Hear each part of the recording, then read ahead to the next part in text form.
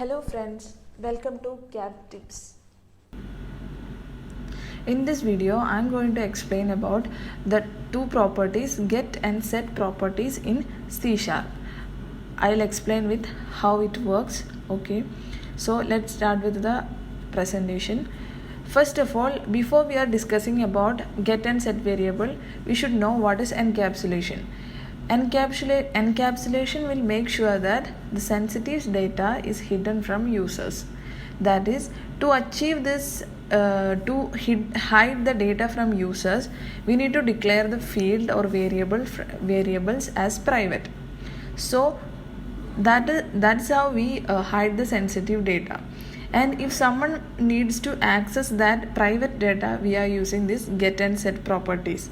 So we are using this to access the updated value of the private field, that is private variables or private fields. We are using this get and set properties. Okay, and what is the function of get and set method? Both are two methods, and get method returns the value of the variable and set methods assigns the value to the variable. That is, it will update the value of private variable. That is the two functions of get and set variable, and we will see it with an example. Okay, so here is a class person and we have a private string name. So the variable name is only accessible for the class person, and we need to access this name through X name, which is a public string. So we are get return name will return the value which is there in the variable name, and set name equal to value will set the value of X name to the private string name. This is how get and set method work, and we can access through get and we can set it to set. And we will see a little more elaborated example. So here is the main function, and we are creating an instance for the class person, and we need to assign the value of private variable string to Leah. So we are giving that value to X name, and we are writing it in the console. But the thing is that the set variable set the value of the name to Leah.